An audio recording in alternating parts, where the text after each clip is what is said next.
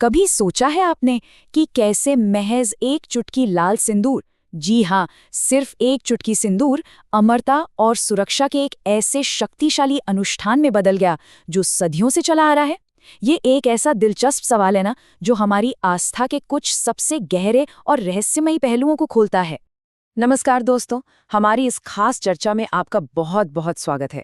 आज हम हनुमान जी की पूजा से जुड़ी उन जटिल परंपराओं और पौराणिक कथाओं की गहराई में उतरने वाले हैं जो इन मान्यताओं का असली आधार है। हमारा मकसद बिल्कुल साफ है, इन सदियों पुरानी प्रथाओं को एकदम निष्पक्ष, स्पष्ट और बहुत ही रोचक तरीके से समझना। तो चलिए बिना किसी देरी के शुरू करते हैं। अच्छा, तो एक नज़र डालते हैं कि आज हम क्या क्या कवर करने वाले हैं।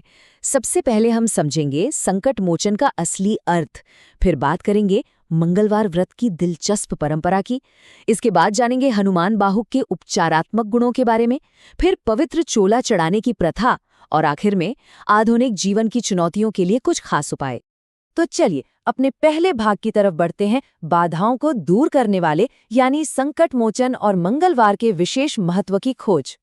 देखिए, संकट मोचन का सीधा सा मतलब होता है हर तरह की बाधाओं को जड़ से खत्म करने वाला। अब अगर इसे ज्योतिष के नजरिए से देखें तो ये सीधे तौर पर लाल ग्रह यानी मंगल से जुड़ा हुआ है। मंगल जो कि असीम साहस, ऊर्जा और निडरता का प्रतीक है।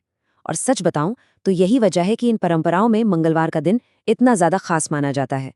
लाल रंग का ये शक्तिशाली ग्रह और देवता की प्रचंड ऊर्जा, ये दोनों मिलकर इस दिन को एकदम अद्वितीय बना देते हैं।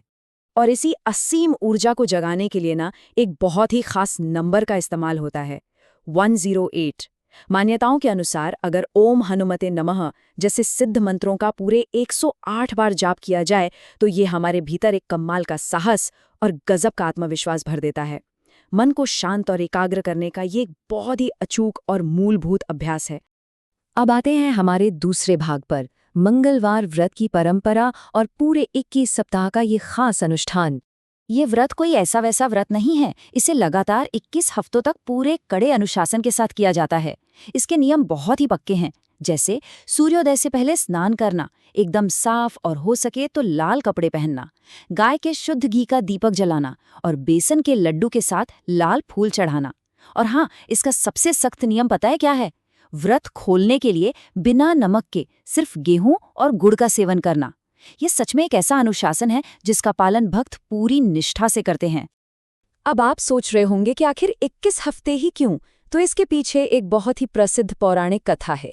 किंवदंतियों के अनुसार एक ब्राह्मण दंपत्ति थे जिनकी कोई संतान नहीं थी। महिला ने पूरे सच्चे मन और समर्पण के साथ 21 सप्ताह तक मंगलवार का ये कठिन व्रत किया। मान्यताओं में कहा गया है कि इसके बाद उन्हें एक चमत्कारी पुत्र की प्राप्ति हुई। और सबसे बड़ी बात, इस वरदान को खुद देवता ने सपने में आकर प्रमाणित भी किया था। बस यही वो कथा है जिसने इस लंबे व्रत की नींव रखी। चलिए आप तीसरे भाग की ओर रुख करते हैं, जो है हनुमान बाहुक के जरिए उपचार और महान कवि तुलसीदास जी की 16वीं सदी की वो प्रसिद्ध प्रार्थना।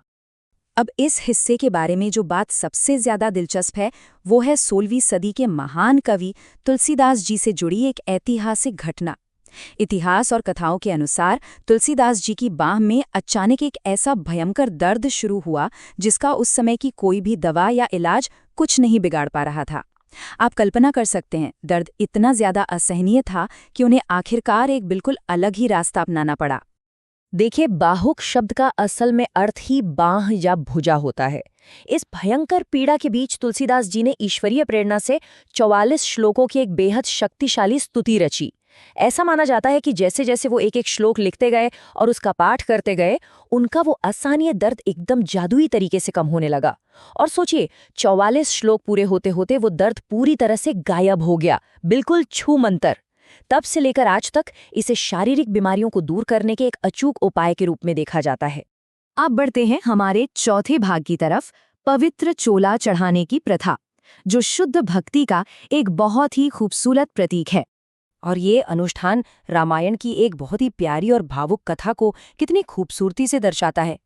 एक बार हनुमान जी ने माता सीता को अपनी मांग में सिंदूर लगाते हुए देखा। जब उन्होंने इसका कारण पूछा तो माता सीता ने बताया कि भगवान राम की लंबी उम्र के लिए है। बस फिर क्या था, हनुमान जी की गहरी और निश्चल भक्ति देखिए।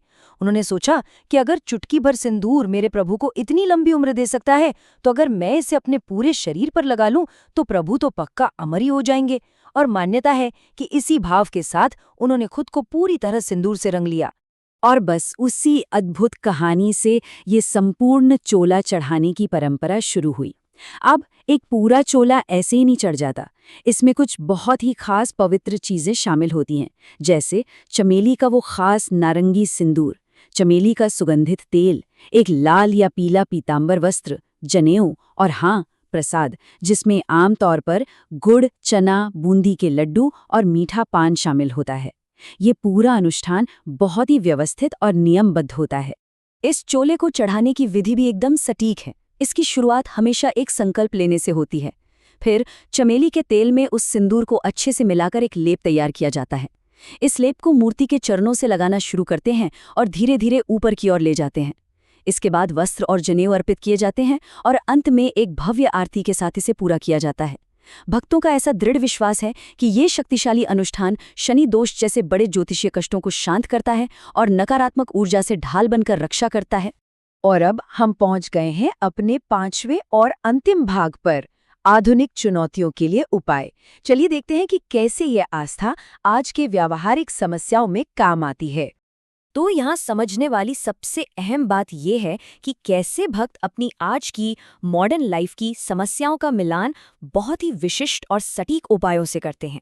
उदाहरण के लिए, अगर कोई भारी कर्ज या आर्थिक तंगी से गुजर रहा है तो उन्हें ऋण मोचन अंगारक स्तोत्र पढ़ने या बंदरों को खाना खिलाने की सलाह दी जाती है।